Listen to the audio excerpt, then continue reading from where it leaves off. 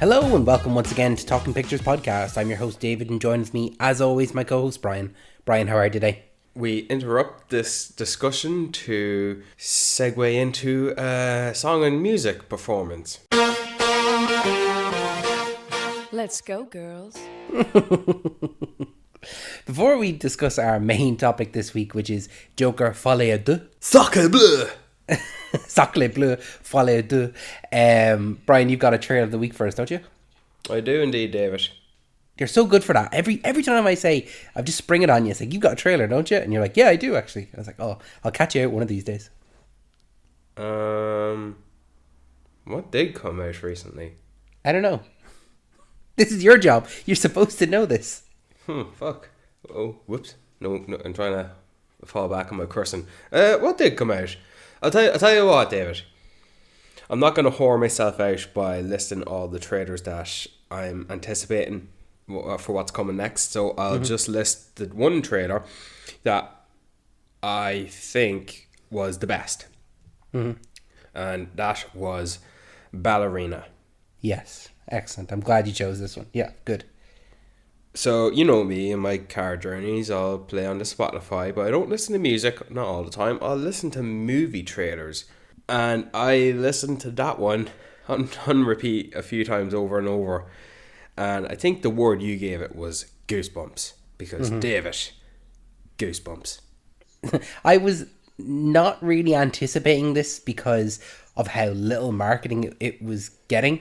Or, like, it was just kind of one of those films that, like, yeah, I'll believe it when I see it. Do you know what I mean? What like, do you mean little marketing? Sure, it was still filming and then it was getting reshoots. It's not due to come out until 2025. It did not get pushed. I'm pretty sure it got pushed. That's like saying, oh, I don't know about this movie, Superman, because it's not really getting much marketing. Well, yeah, it's a year away. No, but we didn't see any, like, behind-the-scenes, like, footage or see any, like, filming locations or anything like that. It was just, like, there was so little of it that it was on my radar as, like, yeah, I'll believe it when I see it. You know, I just didn't believe it was going to come out when it says it's going to come out. However, you say, hold on a sec. No, hold on a sec. I'm not letting you continue until we can't sweep this under the rug. First of all, believe it when I see it. Sorry, this is not the fifth and final Indiana Jones movie that was in development hell for 10 years. And behind the scenes stuff, it's not a James Bond movie or an MCU movie. It's the first film spin-off of the John Wick franchise. Still a relatively shoestring budget in the grand scheme of Hollywood productions. That's why I didn't believe it. That's why it was just like, oh yeah, sure. Like, for some reason, even though I've seen now behind the scenes pictures of him in costume on set, that Spider-Man Noir with Nicolas Cage, yeah, I'll believe it when I see it. And do you believe it? No, I'll believe it when I see it, when it comes out. You know, the same would have been said for Batgirl. You know, I'll believe it when I see it. And I didn't see it. You know? Well, apparently no one should be seeing it, David. That's saying good. Back to Ballerina. You know, the last movie trailer that I watched that had an Elton John song was Ant-Man and the Wasp: Quantumania. It had Yellow Brick Road in the first trailer. And while I did hype up the idea of the excellence in that of an Ant-Man movie, having an Elton John song in there does enhance it a little bit further. But, you know, at the end of the day, that movie did not turn out so great. But the same thing applies here. Putting in Tiny Dancer in this trailer in a remix to make it more epic, maybe operatic, more intense. I think this movie, which may not have been on my top 10 anticipated for 2025, really did make a great first impression. And the cherry on top is John Wick. But honestly, you know what I'm thinking in this trailer? I'm thinking, alright, cool, I get to see my guy Norman Reedus. I don't care, I'll always like him. Or Daryl Dixon, whichever, because he's the same. I'm glad that he's changed up his hairstyle. I'm glad he looks different now than he does to Daryl Dixon. Are you joking? Yeah, he looks exactly the same. Like, when have you ever seen Daryl, or not even, I was going to call him, when have you seen Daryl Dixon look different? When have you seen Norman Reedus look different? Season 2 of The Walking Dead. Oh, right, okay, before he became Daryl Dixon. He was Daryl Dixon at the time. Yeah, But like he's looked at that way now for years. You know, he's never changed it up for a role. Well, it's not broken, don't fix it. But do you know what else I'm looking forward to? I'm looking forward to now finally having a movie to reference as to, look, see, Ian McShane and Gabriel Byrne do look alike. That They do. That was always something in the back of my head since I was wee gassing, and now finally they've been casted in the same movie because Ian McShane's in the John Wick franchise, and I'm assuming Gabriel Byrne's playing the villain.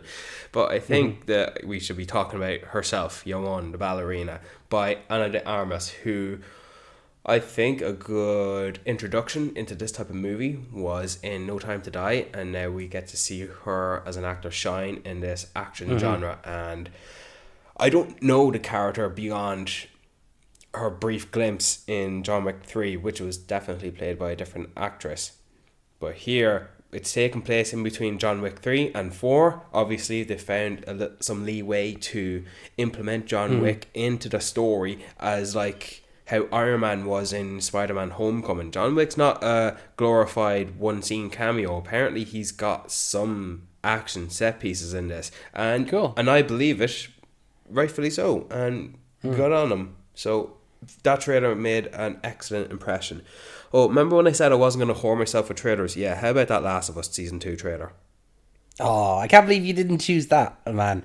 Yeah, that was great. That's Goosebumps. That is a Goosebumps trailer, and it's both trailers I think fall into the category for me of absolutely fantastic. I need to watch these as little as possible. I need to avoid them now going forward because I don't want to poison the well of knowing what's coming or looking forward to certain things. I just want to experience it all when I see it properly for the first time.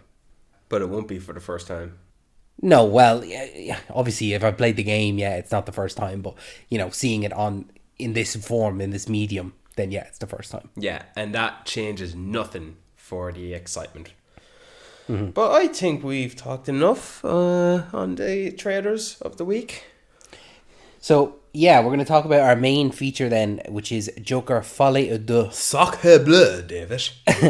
I think it's interesting, this film, let's contextualize it, okay? This movie, we've known about for a while now. It appeared in your top 10 most anticipated films of this year. Did it? It was number 4 for you. Number 4, I checked. It wasn't on mine at all. I don't know about you. I wasn't looking forward to this at all. When they announced Joker 2, I was like, why? I was like, don't just do a sequel for sequel's sake. Don't do it unless you actually want to do it, or like if you have a plan. And that was the thing that always stuck out to me, is Todd Phillips said, like, no, this is a one and done. Like, I don't intend for there to be a sequel. It is a start to finish, a film, a story. It's done. So then when they announced it after it made $1.1 billion. It was the highest R-rated film until it was dethroned, I think by Oppenheimer actually. But and then it won, obviously. Joaquin Phoenix won. Obviously now it's been dethroned by Deadpool and Wolverine, at least. It's been dethroned again.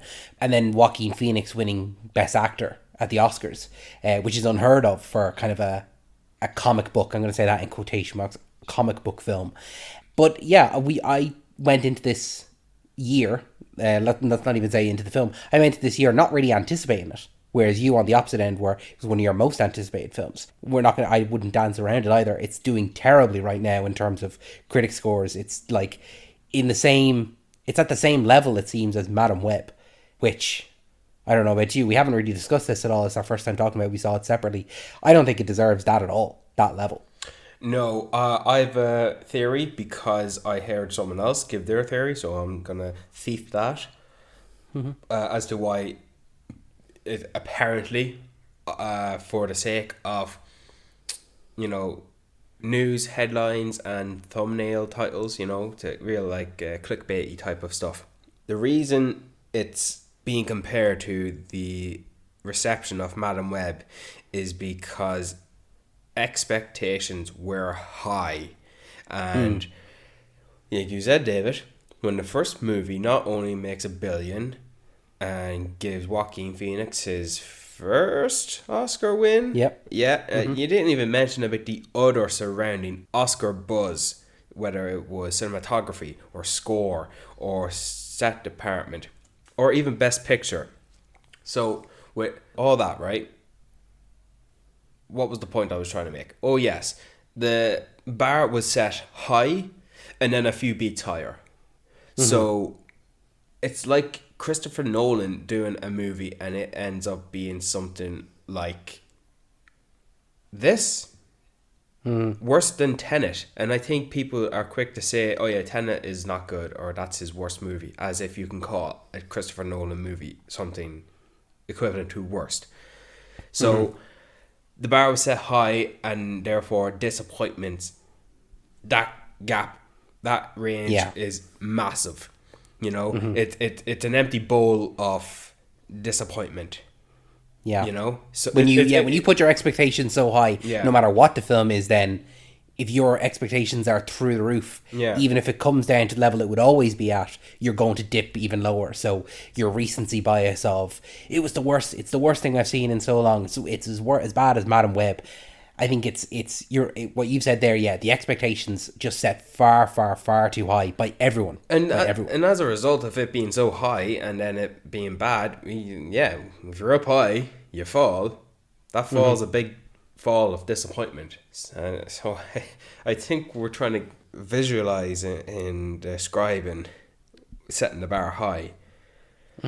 But I was not for this movie getting a sequel. I was not for this because I wanted them to not only stick to the guns and true intentions, that this is a one and done. He never signed on to do a sequel, neither did Todd Phillips. They wanted to do this movie because they had an idea, and it just so happened to fall under the banner of DC in that of a Joker origin story, which can still be flexible in it being somewhat bullshit because of his imagination going wild and imagining things and fantasize. How do you say that word, David? Help me. You had it, fantasizing. Yeah, fantasizing stories and narratives and love interests. So, you know, that feeds into the idea that we don't know who the Joker is because we don't know what he imagines, you know. Just similar how Heath Ledger's Joker comes up with this story of how he got these scars to one person, and to the next he says, oh, I'll tell them this story, but it's a different story. Oh, so it's all bullshit. So you just that's the truest form you can provide when creating the Joker in film, is that you don't know who he is and you don't know where he came from. And so not only that, David, never mind it being a Joker, the first movie, it was about what could a bad day do to someone who's been miserable his entire life, and all it takes is one bad day to crack. And with the mental disorder he had, and you know, like, I think he lays it out in the Murray Franklin interview. If I was laying down on the street, you would just walk all over me. And we seen that throughout the movie. We seen how he's been bullied and picked on, and how he comes to learn more about himself, Arthur does, in the childhood trauma, and then being in foster care, and then the abuse he got from his mother or his mother's boyfriends, and then just the shit he faces at work and the neglect, and then just throw in another thing where he's been given a weapon to defend himself. Oh, but I don't know why he brings it to work. Everyone makes a mistake. Gun falls out of his pocket in front of a children's hospital, and oh, you feel the awkwardness when he goes, but still in his clown voice, he goes to grab it and he kicks it first before he grabs it, so it slides overhead, so, you know, it's an extra few seconds for kids to look, oh, is that a real gun? And then grabs it, and then he's trying to brush it off and be quiet, and then he gets fired and smashes his head against the phone booth glass. So that was just one example of the Joker 2019 movie, and I think I gave it 5 stars because it was great. In fact, watching this sequel reminded me how great the first one was, because there's a few shots of Arthur in Sacre Bleu Joker that he's walking upstairs or he's going through a hallway and the camera is tracking behind him and Arthur is walking his normal pace, and you know that score is playing, that dire score. You know the score I'm talking about? Yeah. Oh, man. It reminded me so much. Jesus. This movie had something to say. The first one, obviously. This was just an idea. Yeah. I think it's interesting to look at both. I think, yeah, it's funny because the first one you have to look at as kind of a start to end. And then this one comes along and realistically, there was no plans for it. So you kind of have to retroactively say, like, what is the message of the two films? Are they two separate messages or is it one message throughout? I think that with the second film... Out with it, David. Come on now. You haven't even said if you liked it or not. I did like the film. I did. To a point. Okay? I think that it's fair to say that a lot of the things that people... I think it's fair to say that the reason why so many people don't like it is because of the expectations that were set, like we had said earlier. However, me going into it, like I said earlier, it wasn't in my top 10 of the year. I wasn't looking forward to it. I watched that first trailer. I was like, that looks good. It looks similar in vein to the first film. It's a musical. I don't mind musicals. I enjoy musicals. It's fine. And then when the initial reviews are coming out, it's doing terribly. I'm like, okay, my expectations are even lower now. So then going into it, I actually enjoyed a lot of it. I'd say I enjoyed it as much as the first Joker, right up until he fires his lawyer. And then he comes into court and he's dressed as Joker. He takes on that. He doesn't even take on that personality again. It's just he's in his Joker costume.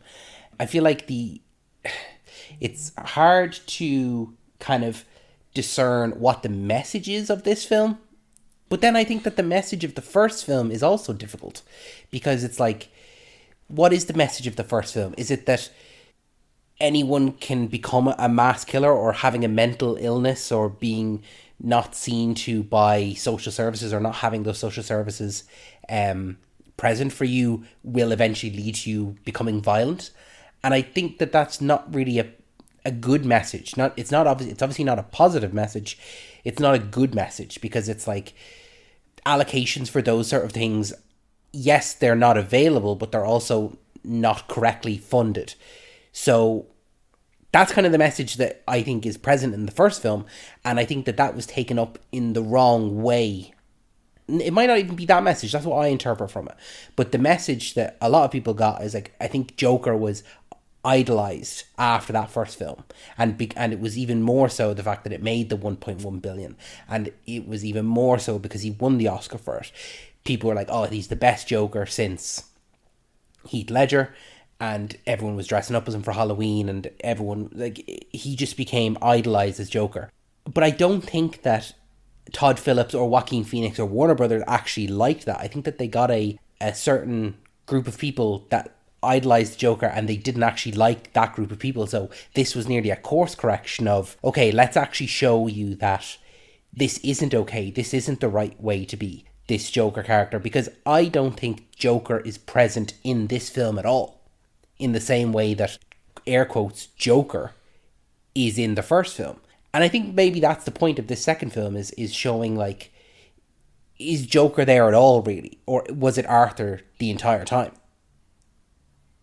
Is that my cue for me to go in? Well, I can keep going if you like. No, you're wrong.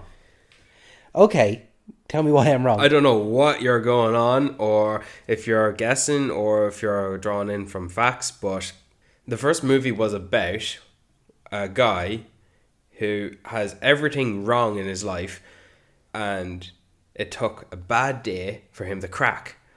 And a guy who's been looked down on, who's been down his entire life, finally is given the spotlight.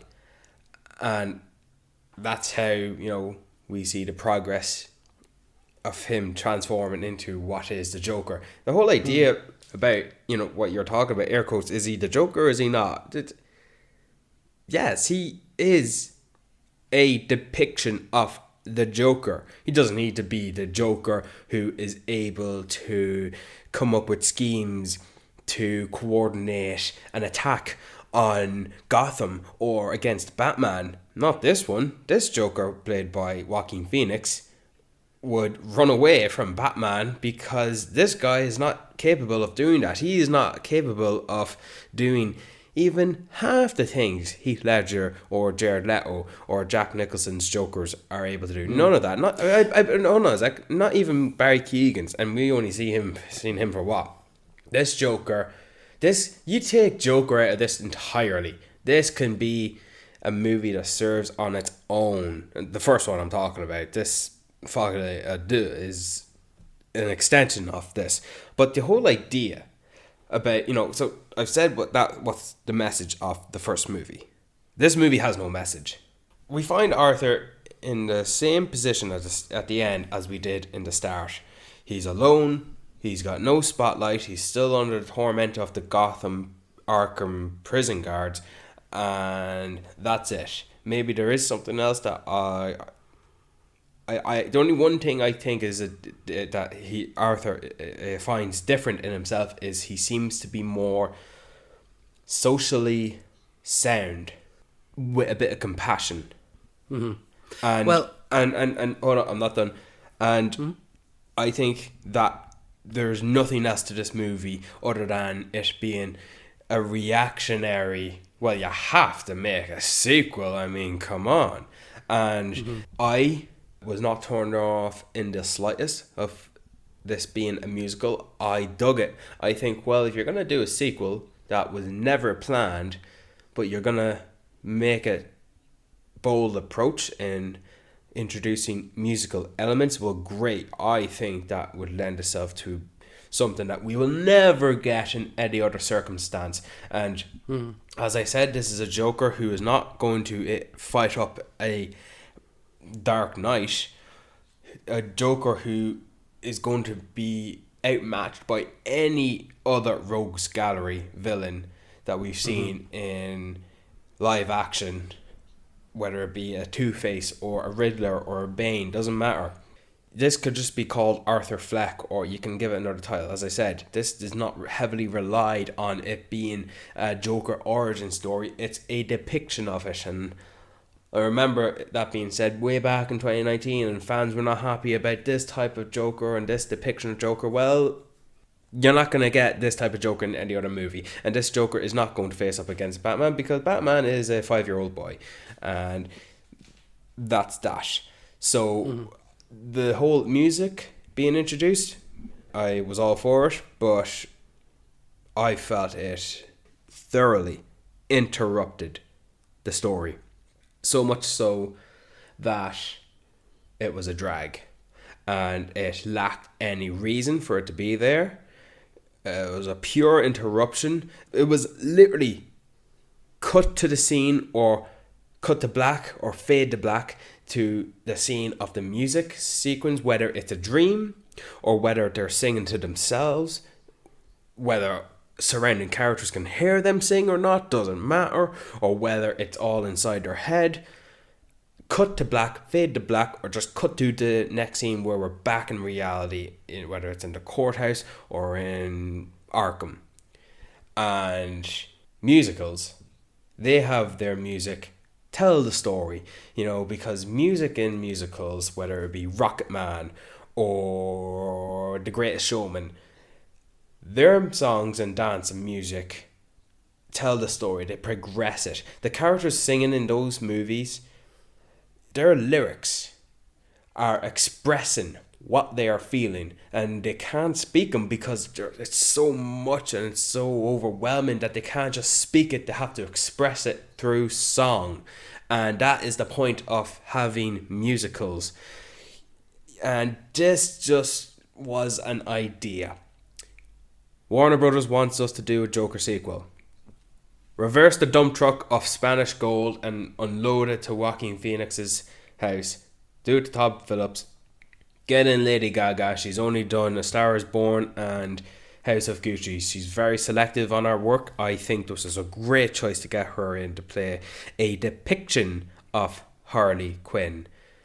And this movie was, from start to finish, A to B, a concept. It was an idea, and I still believe that based on what I've explained in how the music was integrated into the story and the lack of meaning. Now, at the end of the day, David, no movie needs to be made. Every movie is needless. There is no need to make any movie ever, no matter what. But that does not need to be a downfall on, well, if this movie Avengers Endgame is not needed in life, what's the point in making it? No, make it. We cry and get goosebumps and we enjoy and we are entertained and we are invested. I thought the same thing when we saw The Joker, the first one in 2019, especially for the message. I'm not going to repeat myself. This movie, well, no message. And I was not engaged and I was not interested. I was just about interested, and as the movie progressed and continued with their lack of functioning musical sequences, I just became disinterested entirely. And I view this movie, David, as just something extra. That's it. It's not front and back to the life of Arthur Fleck. It is not a yin and yang. It is not Dune Part 1, Dune Part 2. It's not an It Chapter 1, It Chapter 2. It's Joker. And if you're hankering for something a little extra, here's something extra. You know, it's dessert. It's not good for your body and whatever, but there it is. And you can choose to have it or not. Doesn't matter. Of course, the cinematography is great. Of course, the acting is phenomenal. And of course, the score is great. Once again, set design great. Story, not good. Music, boring. Even the music. Do you know what my favourite one was? My favourite one was when Arthur was looking at the TV and they are setting his setting his trial, and Harvey Dent on the TV is looking to get him executed.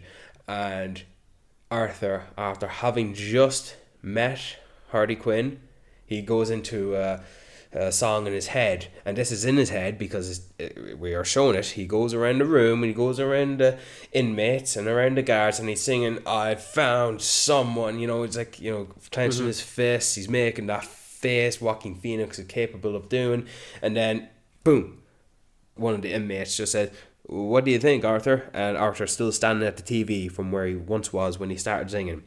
That was in his head, and I liked it. The rest I liked less and less and less. The more fantastical and out there and fantasized it became, the less I became interested. And so that is my take on this movie. I gave it 2.5 stars because, you know, cinematography, acting, effort, all that. Well, I think you've obviously said a lot there, so I'm going to try to address a lot of it. So I see the point that you're making about the first film, but I think that it's wrong.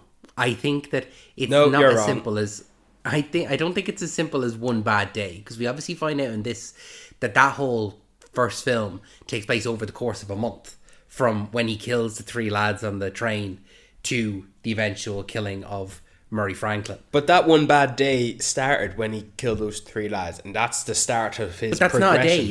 But no. But that was one day when he killed those lads, and then he goes on to progress. Like, that One Bad Day is not the start. Not One Bad Day is not a metaphor for a month or however long that movie is. It's not that One Bad Day where he actually commits his final act of crime and kills Murray. No. It's the first day he kills the 3 boys, and that is the start. That is him crossing the threshold. That is him not going back to his fucking shit life that he's being looked down upon. That is the start of him climbing the ladder of getting himself represented by the mob, wearing all those Joker clowns and riots and protests. And that is the One Bad Day I'm talking about. I'm not talking about the rest of the movie. But I think that the rest of the movie is his slow eventual becoming of the Joker. It's not like, when you say One Bad Day, obviously when it comes to comics and stuff like that, it's one bad day and all of a sudden then he snapped and he was Joker, you know. And I think that the use of that, it just takes one incident for him to come. In this situation, it didn't. It was the building up and fight the 3 lads taking out on him and him killing them, and then his his fascination with the neighbor Sophie and finding out that wasn't real, the finding out about the abuse from his mom, finding out that Thomas Wayne isn't his father, that he was abused by his mom's boyfriends, that he was adopted. It's all those things slowly building to his eventual thing. It's not just like one incident and all of a sudden he was there, or like that he killed the lads and then all of a sudden he was Joker, because I never felt that was the case. It was like, I think when he went on Murray, even though he was in the Joker costume and the makeup and all, it wasn't until he was there and having the conversation with Murray and he was being challenged on everything, that's when he finally snapped. And I think that the Joker persona in that first film is only really there for like maybe 2 minutes. You know, I think that all of the rest of it is Arthur Fleck, and he had one bad moment. So I think that to say it was like, oh, one bad day and he became Joker, I don't think it was at all. I think it was just this one moment of aggression. I think that's kind of the point of this second film, is trying to show that they're trying to argue that these two, that there's Arthur and then there's the Joker. Whereas what the defense, or what the prosecution, Harvey Dent and all, are trying to prove is that no, it's Arthur the entire time. There is no Joker. And I think that was the message of the film, is that there is no Joker. That it was all Arthur, and this was a life of building and building and building and building, and then all of a sudden these acts of aggression happened. So I think to say that it was just one thing that happened and then all of a sudden he was Joker is a little unfair. I think that you're not looking at the whole picture. I'd have to be a fool to say, no, it was a moment. Of course it wasn't a moment. But all those progressions, as you mentioned, with mother, abuse, boyfriends, for Sophie, all the way to Murray Franklin, none of that happens without that one day on the train where he kills those 3 lads after taking a beating from them. Without that, the rest of the movie doesn't happen. But that's... And hold on 1 second. And what was it said that I'm going to tell you you're wrong as well? Because the whole idea about, oh, the Joker and Arthur are 2 different personalities. No, they're not. It's just Arthur being a bit more confident in himself. This Folie Deux is trying to introduce, is it Arthur or is it a split personality? Do we have a James McAvoy in split situation? No, we don't. It's just Arthur. It's like that Ted Bundy movie Zac Efron was in, where we know Ted Bundy is the serial killer. Why are you trying to make this movie out to seem like he's not? Arthur committed these crimes. We've seen him do it. We saw his growth in doing them. I don't know if it's for the sake of just playing the characters who are still trying to figure out in the courtroom whether he did them or whether the Joker personality did them. But we as the audience know, yes, Arthur or Joker, whatever you want to call him, the character is a single thinking mind and he committed these acts. So Arthur is Joker, Joker is Arthur. That is what it is. But to say that it was only the incident on the train that set him off, yeah, that is what set him off on that journey. But could have been anything. I think that that's where, like, a lot of people say back in the day, you know, people used to condemn video games because they were too violent. You take away the video games and guess what? People that are violent, they'll seek it out in other ways. They'll go to movies, or they'll go to music, or they'll go to books, you know. And I think that saying that it's only because of this thing happened, it's like, well, if that didn't happen, it would have been something else. You know, you can't reduce it down to it was only specifically because of this thing. I think that he had been living a life where he was primed and ready for something to happen, and then he was going to snap. You know, he had all that stuff of his abuse by his mother or his mother's partners. He also lost his job. He'd been attacked on the street for no reason, you know. I think that he was primed and ready to snap, and it would have been anything. You know, it could have just been the thing with Sophie. It could have just been anything. You know, he may have got the confidence and gone and done the stand-up comedy, and Murray could have made fun of him, and that could have been it. You know, so I think that he was primed and ready for anything to happen. I'm kind of lost now. Why are we disagreeing on this part? I don't. What's the point you're trying to make? And because we both can be right. Yeah, it's about both about our interpretations, I suppose. But it's what I was trying to say was that I think the message of both films is unclear. What I wanted to say was that there was never any Joker. I don't think in either of these two films. I think it's Arthur and a more confident Arthur. And I think that in this second film, we spent a lot of time talking about the first film, but in the second film, It's okay, we'll just call this Joker and Joker Folie Deux. but in this film, I think that so you also addressed the musical aspects to it. I actually really enjoyed them because I think that when it comes to musicals, like you said, normally they would progress the plot. I think that what the music did for me was gave me an insight into how they were feeling and how their relationships were changing. When he went into that music class, the instructor had said something along the lines of music helps us become whole. And it was Arthur through the music and his introduction to Lee and the two of them singing together and all that stuff. He was slowly getting his confidence and realizing who he is as a person and his development through song. And then those moments where he's singing and they're doing the wee Sonny and Cher thing, and then all of a sudden she turns around and shoots him. And you're like, okay, there's distrust between them and he doesn't know because he's now finding out more information about them. And I think that he just slowly becomes more and more rounded, and he gets to be more confident. He becomes more whole as a person. He realizes himself. He even says it when he's talking to the jury. He says, there is no Joker. It's just me. It's just Arthur. And it's only through that music and his relationship with Lee that he finds out, that he realizes that no, there is no Joker. It's only me. And all of these people here are here for someone that's not me. And I think that moment where he says, knock, knock, who's there? Arthur who? That's great. I thought that was really good, because everyone is there for Joker. All of the signs of the people outside are like saying Joker, free Joker, all this stuff. There's nobody there for Arthur. The only person that was there for Arthur was his lawyer. And she's gone. She's not even there, I think a really interesting concept. Like you said, it was an idea, it was a concept. I think it was an interesting concept, but it shouldn't have been in a Joker film. I think that it shouldn't have been in this DC world, because I think it's pigeonholed by those things of like having Harvey Dent or stuff like that, where it's like, it's not interesting to have Harvey Dent there because I know that this Joker isn't going to, like you said, fight Batman. You're introducing all these elements to the world that is not interesting. They're not interesting bits on their own, and you're trying to fit it in. It's like trying to fit a square into a circle hole.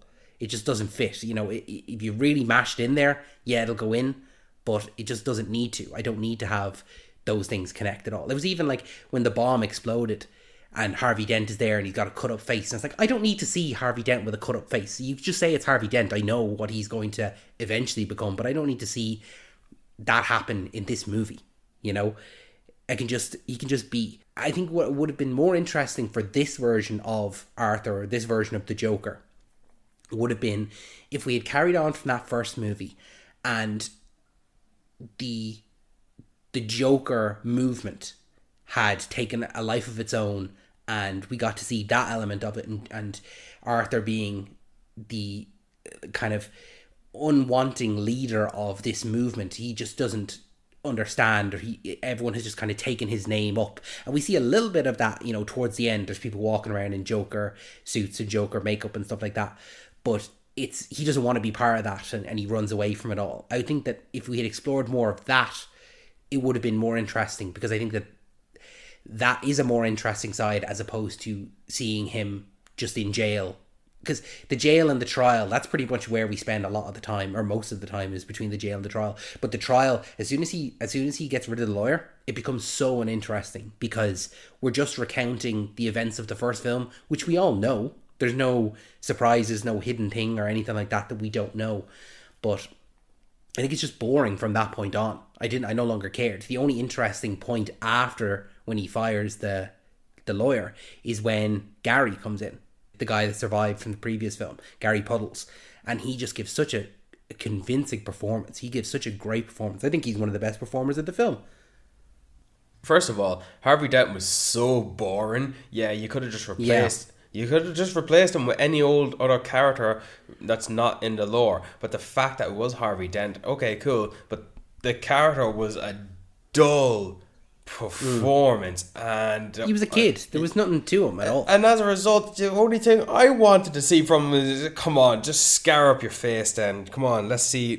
No, because I wanted to see that because there was nothing else to the character. There was no adversary, there was no rivalry. He was too young, and it just, I don't even know the actor. Let me give you an example. Aaron Eckhart in The Dark Knight. He was 20 times more interesting as a character before we even get near his scene where he gets half his face burnt or destroyed. This character, this Harvey Dent here, just an average Joe lawyer that could have been named anything else. It would have been less of a bore, because I'm not expecting something, but because I am expecting something, I wanted the character to be more interesting. But he wasn't. There was nothing to it. It was robotic. It was just responsive, and as a result, I was like, just burn your face. Get half your face burnt. That's it. And it did it in a more realistic way, right? At the end of the day, Aaron Eckhart's face half burnt. Yeah, he's not speaking with a clear vocal cord. So that's when that explosion happened, I said to myself, where's Harvey Dent? Where is he? That's what I wanted. So that's where I lie with the Harvey Dent character. I would have even really liked if Harvey Dent, if we had followed him as he's uncovering parts of the trial, or uncovering parts of the case, and him having to go to Arkham to interview Arthur or something like that.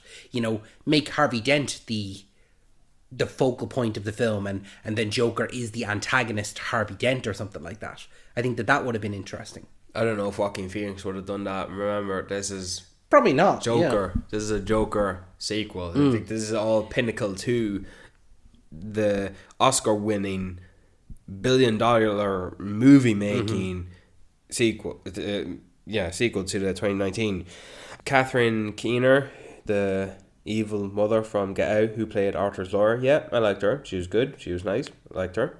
Missed her when she got fired. In relation to... I still stand by the fact that the songs, the music, cheaper and less intrusive if they swapped them out in exchange for better writing and dialogue-driven scenes to communicate what the music was trying to communicate, whether that was distrust in the potential relationship or the high hopes or expectations that Joker had for Harley in a potential relationship. Change them up, make them more dialogue driven scenes or dialogue less scenes that just have the actors perform, whatever that be. They pigeonholed themselves by the fact that when you say like, oh, we're doing the Joker sequel, who's next when you think of Joker?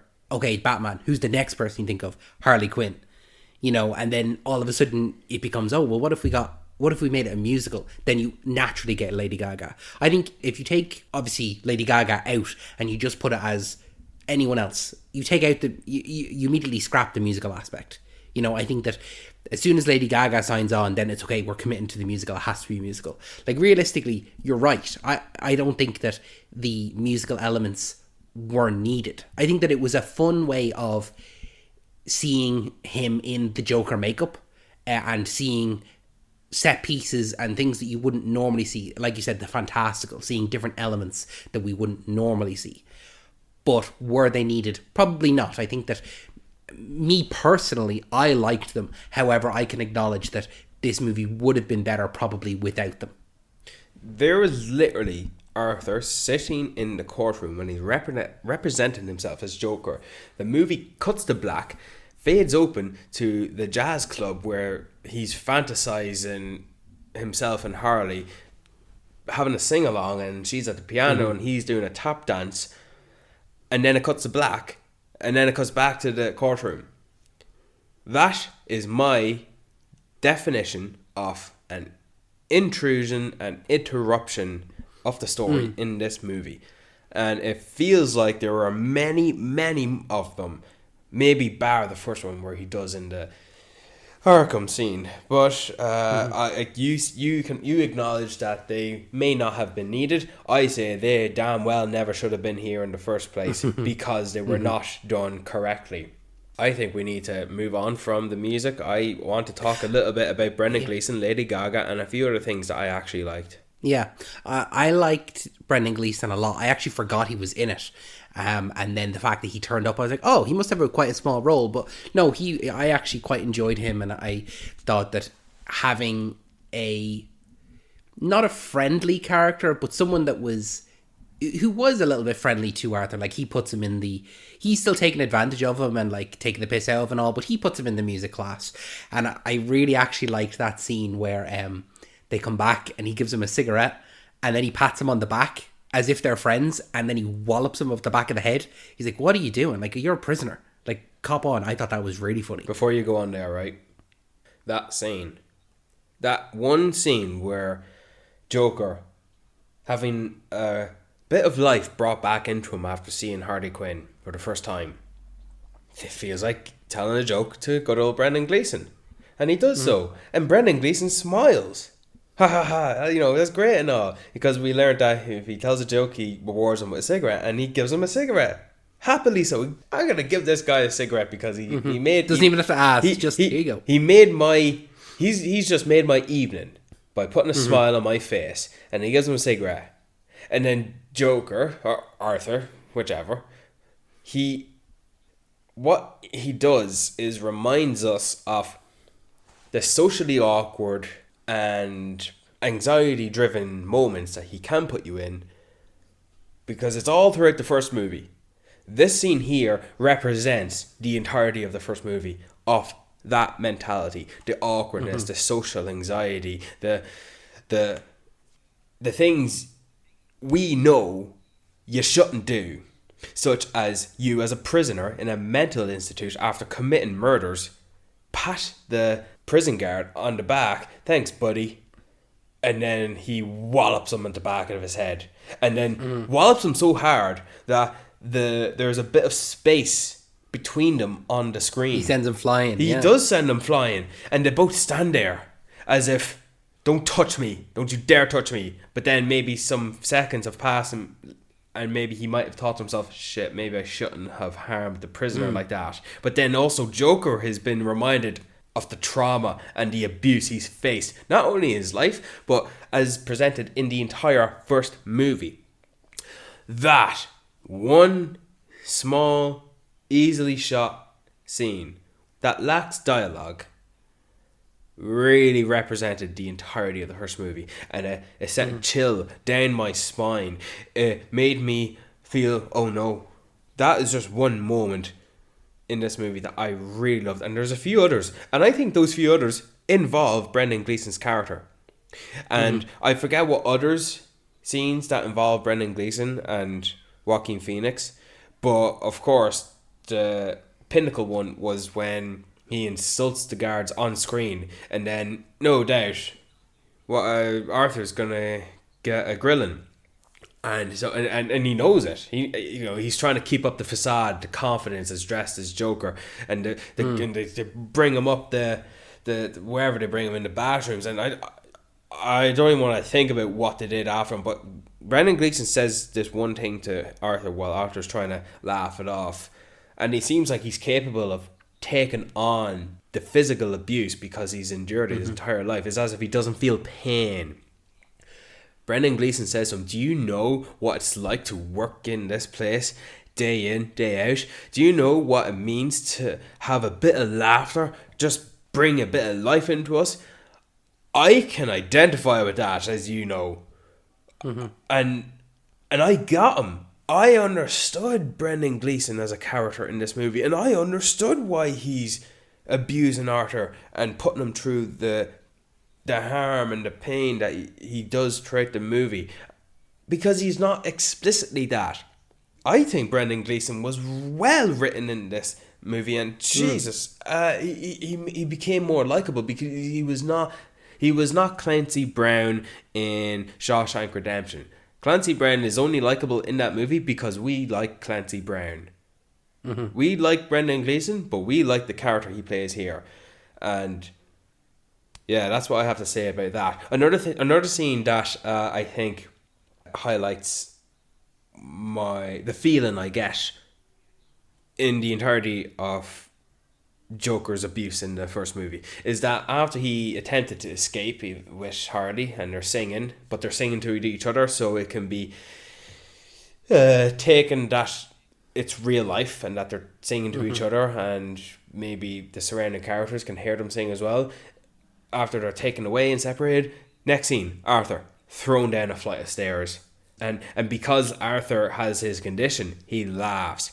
And I really like that part of Arthur's character, is that when he's laughing, he's actually crying out for help. Him laughing is him showcasing the pain he's in. Mental pain, physical pain. It's he can't control it. So rather than it like hurts to laugh. Yes. Yeah, that's always been the case. I would like to see it a little bit more in this film. I think that it fell a little bit to the wayside, because in the first film it was so involuntary and you could see the pain on his face, where it hurt him. But I would have liked to see it a little bit more in this film. Yeah, still the songs and music interrupting the movie. I felt it interrupted with the Steve Coogan scene. I felt it interrupted. I forget what other scenes there are in bar the final scene, but before we get to that, I would like, what are your thoughts on Lady Gaga? I thought she was good. I thought that I liked her more as a sociopath than a psychopath, if that makes sense, because she obviously checked herself in and she fell in love with the air quotes Joker as opposed to Arthur, and she was able to manipulate him and very easily manipulate him, just saying that she's pregnant, had to have no proof whatsoever, and he was completely head over heels. He was head over heels for her straight away. But I think that I liked her performance. I think I like Lady Gaga as an actress, honestly. I do. I really like A Star Is Born. I thought she was probably the best part of House of Gucci. And I liked her in this too. I just don't think that the songs, even though, as I said, I enjoyed them, that they were absolutely necessary. So I think that if it had been another actress, I don't think I would have minded, you know? What about you? I thought she was secondary in this, and that's not the fact that she's second to Joker. There were not enough scenes of her on her own to showcase that she is her own character. Mm-hmm.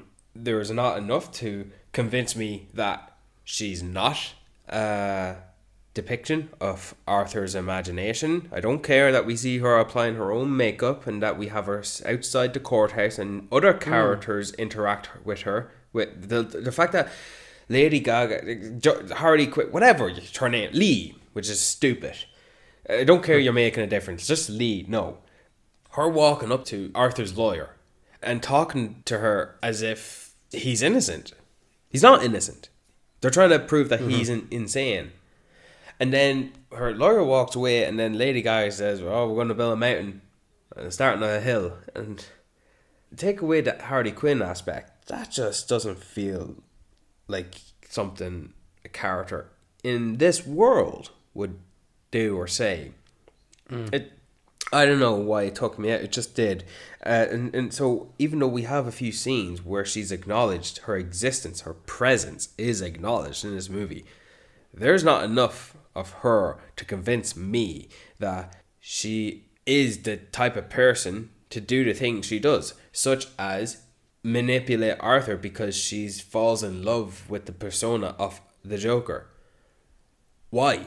Why does she do that? Why does she idolize this? Why is she one of the people in the crowds protesting release Joker, part of the riots? Why is she that? Why? She, well, that's the question you can ask about any of them. No, because we get to know her a little bit more. She's the second main character. We're given some information about her background, that she went to study psychology, or was it psychology or psychotherapy? I don't know. Yeah. But they tried to acknowledge that, and they tried to tell us that, oh, she's a manipulator because what she told Arthur was lies. She comes from a rich family, or if dad's a doctor. You're feeding this information to us, so you're showing us that she's manipulative, you can't trust her, she seems to have a agenda of her own. She idolizes the Joker and she wants to fall in love with the Joker and marry the Joker and set the world on fire with the Joker. But why? And this is not a why in the same questioning of why the Joker is doing the things he does. Or No. does. I think I have an answer for you. I would love an answer, David. Well, I think that she represents the whole of the Joker movement, that all those people outside, and I think it's a misplacement of what is wrong. And the Joker persona is treated as like a martyr of like he started this whole thing, and it's the inherent problem that people have with society. And I know that's a meme of like, oh, society, whatever, but everyone outside the courthouse sees him as the idol to look up to, and he's going to dismantle society.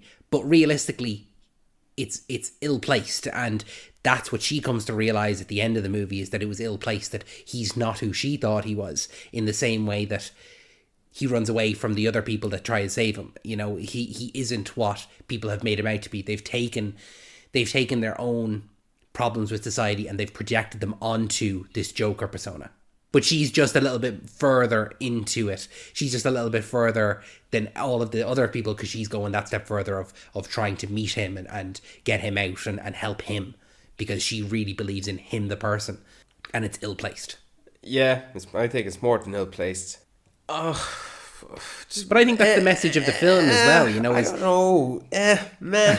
Like, yeah. I just did not like this movie. And that's fair. Listen, you don't have to obviously like every film, especially when you so much like the first film. Like we said at the start, your expectations then, of course, become higher for the second film. And then when it doesn't meet those expectations, it is disappointing. You know, I think that it is a little bit of a mess in terms of what exactly are you saying. I think that I think maybe because I watched it and I got what they were saying, but what they were trying to say, I interpreted in a way that I can understand.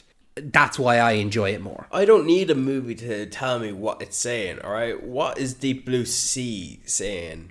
No, not everything has to say something. But even with this genre, they are the dark. trying to. Sorry, we're talking over each other, but even The Dark Knight, what is that movie saying? Alright, I can't answer that, and I'm not gonna go look up on YouTube a thesis on that. I don't need every movie to say it. It's just because the first one, in my opinion, had something clear and vivid to say, and it's a very realistic thing. And so this movie just no. And you know what I thought was stupid? It was Arthur trying to play up the facade, even himself believing it, of the Joker and representing himself at trial. I hated the way he spoke. Okay, we are gonna agree lovely on this. He does like the Looney Tunes, like well, I say, sir, how dare you say that? Is your real name Puddles? I'm like, I hate that. Will you just stop? Like, just speak, please. I hate it. And it goes on for so long. Yes, it does go on for so long. I know that could be the type of thing Arthur would do. Mm-hmm. But I still don't believe it's something that he would do. I don't think the jury or the judge would believe it. I don't believe they would let it go on for so long. I don't believe that Arthur himself is committing to it. Because even though at the end he admits there is no Joker, well, I needed him to second guess himself in this fake accent. I needed him to do this because he just doesn't. He just does it all the way through the end. And even when he's cracking a little, I say, no more questions. Because Gary tells him, you were the only one who was nice to me. And that feeds into Arthur. Oh shit, you actually caught me here because I was nice to you. But I'm supposed to not be nice to anyone. I'm supposed to fuck shit up. So that, triggers his confession. There is no Joker. That is what feeds into him. Because yes, Arthur is a nice guy. He just had a bad day. But we'll not get into that. So yes, I hated that stupid Southern accent. It's just stupid. And I just don't believe anyone would do that in this world from that character. 100%. Yeah, that was stupid in its entirety. What else did I like, if I liked anything? He didn't kill Zazie Beetz. No, I liked seeing her pop up as well. I think there was one element I thought that if they had explored it, it would have been actually more interesting. You know the way they kept referring to that there was a TV movie made about him? Yeah. I thought it would be so interesting if the first movie that we saw was that TV movie, and that then in this film that we could be presented facts that were contrary to the first film. You know, that like that film that we saw was the sensationalized version or something like that. I thought that would have been an interesting route to go down, and that way they could change certain things and depict it so that you didn't know exactly what fully happened, and so the trial could have been a bit more interesting. But it's only just a small little thing that I thought would be an interesting way to go about it. Are you saying you would have wanted a TV movie in that animation depicting exaggerated events? No, I mean that when you start the second film, when we sit down to watch Folie, Sacre bleu. they treat the first film as if that was the TV movie, you know, and the actual events of Joker, we don't know. Certain things were made up for TV. Like, what if there is no Thomas Wayne, or Thomas Wayne had nothing to do with it, or anything like that? I'm not following you. That the movie that we watched in the real world for the characters within the second film was actually the TV movie. Are you saying that we did not get the Joker in 2019, and instead of getting that, we get the... No, I just mean that in the movie that we watched, Folie Sacre bleu, yeah. If the people within that world, Yeah. when they refer to the TV movie. the Joker TV movie, Yeah. that they had watched also the movie that we watched, the 2019, but with just different actors or whatever. And if they had said, yeah, it was a bad movie and they got these things wrong, and then while we're in the second film, we can be presented with alternate facts and we don't know, okay, was this something that was sensationalized for the movie and now this real world scenario is different? Just so that there could be different elements, there could be conflicting elements, because then it also is like, it makes Arthur an unreliable narrator. I know he's not a narrator, but he's an unreliable main character, you know? It was just something small. It wasn't anything big or anything like that. I just thought it would have been an interesting element to just spice up the trial, make the trial more interesting. You're smashing pots and pans to my head. It's a little too... It's not going in. It's not going in. It's a little bit meta. Like, what you're saying... Yeah, maybe it is a little bit too meta. What you're saying, it based on what you just said it like 3 times, it feels like the first movie needs to have not only have different actors, but it needs to have different actions. So then the real actions, which is in the 2019 movie, were presented in the sequel, this movie here. But are you saying instead of the animated movie, we get the live action, so take out the animation altogether? I don't know. What I do know is, David, you did remind me, is that when Arthur turns to Lee and he says, Sophie says she didn't like the movie. She said it's terrible. You said you liked it, right? Yeah, it was great. And he smiles. That also reminded me another look that Arthur had. I don't know who the character was, but someone taking the stand said something along the lines of, if Arthur didn't do this, he wouldn't have killed this particular character.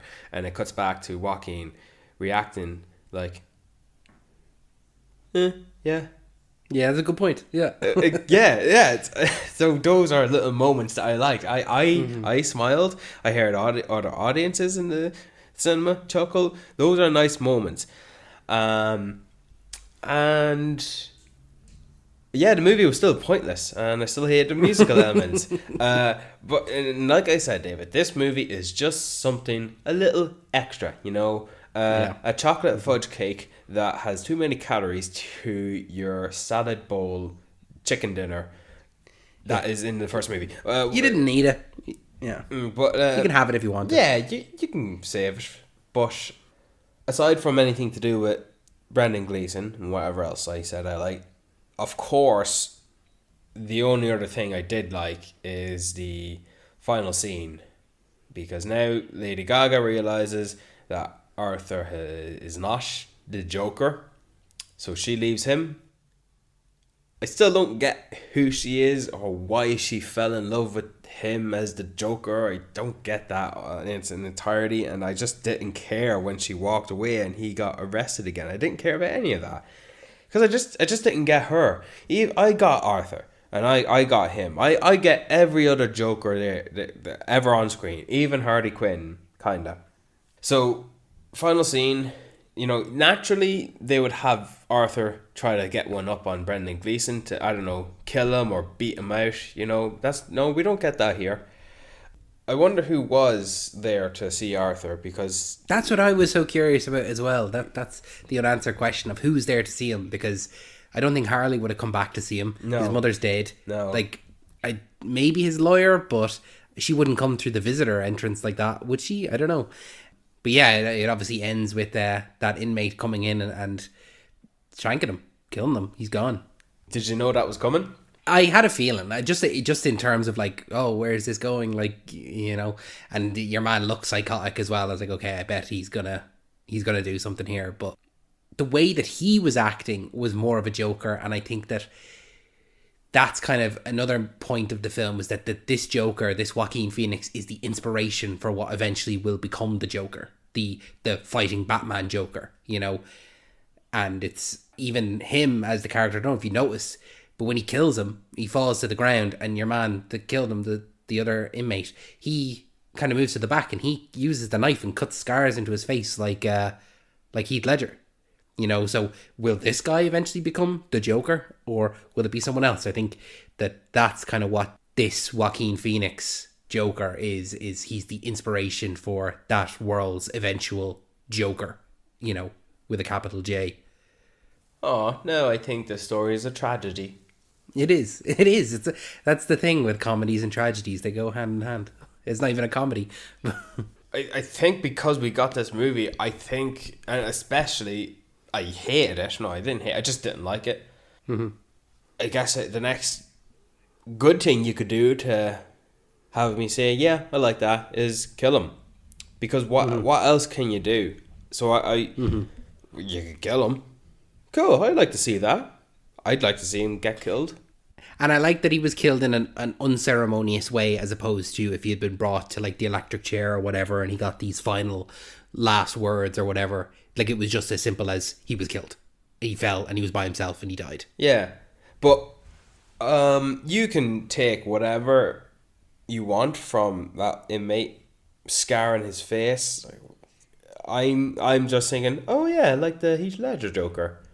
Or doesn't Victor Zsasz cuts himself when he kills Zsasz does as well, yeah. Yeah. So, but that's given this movie too much credit, that they would start integrating multiple other villains when there's no need to. I just don't care. Like, I mean, sure, yeah. I guess it's something to do rather than just fade in the background, which he does anyway. I like that this psychotic inmate says you get what you fucking deserve, and he kills Arthur. And I actually, you hear Arthur respond in pain, like, ugh, you know. You're not actually going to say that when you get stabbed.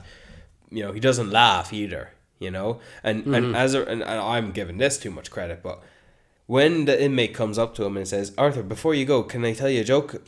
Arthur, after going through the lackluster journey in this movie, he says, okay, well, can you make it quick? I felt that Arthur has taken the first toe in his first step in becoming legally, socially, mindfully sound. He was on the right path. Yes. The right direction. I felt, because of him just saying that simple thing of, okay, but can you make it quick? Because he said it nicely. He said it calmly. He was not waffling off another joke. Yeah, but if you don't make it quick, I'll kill you. You know, he doesn't say anything like that. He responds in a normal conversational fashion, like a normal person. He doesn't do something that Kieran Culkin would do in Succession, you know? Yeah. And so I felt like, I feel like if I said something to you right now, you could actually respond to me in a natural, generalized fashion. And I that's what I said. It's the first step of Arthur actually becoming a fully fledged potential civilian integrated back into society, and hence the tragedy cut short, and he's killed, and he just dies. I think there's something to say about a movie in that of the Joker in 2019. Oscar winning performance, other surrounding Oscar buzz, $1 billion, predominantly positive reception, and if it's negative, the negative reception is still being spoken about because a lot of people are saying, oh, this movie is glorifying violence. No, it's not. And so they reactionarily, if that's a word, greenlit a sequel, and they ballooned the budget to like 200 million from 60 million. No need. Yeah, oh yeah. That's what I said. Remove those musical sequences. Cheaper and less intrusive, but cheaper again. And so it's just a given, isn't it? Here's an example. Now that this movie is just received poorly and it's not doing great and the critic score is low, well, there you go. I'm not going to make any more. So I think that's this is just something to have now. But I do not think it takes away from the first movie. No way whatsoever. No. I think we should put it to bed then. Have you got a quick recommendation before we let these people go? Yeah, go watch The Dark Knight. Go watch Heath Ledger's Joker. I was going to say go watch The Batman. But I'm glad we're on the same wavelength. No. Yeah. You recommend The Batman because we get Barry Keoghan's Joker. Barry Keoghan's Irish, by the way. Yeah. Thank you so much for joining us for this episode of Talking Pictures Podcast. If you enjoyed our discussion on Joker Folie, make sure that you are subscribed to us for new episodes every single Wednesday, as well as bonus episodes every other weekend. Make sure that you're subscribed to us on your favourite podcasting app of choice, whether that be Spotify, Apple Podcasts, YouTube, wherever it is. All of our social medias and platforms and all are in the description down below. Brian, any final words before we let these people go? We interrupt this podcast discussion to introduce a musical song and dance segment. Please stay tuned while we bring us back to David, where he can say, thanks, Brian.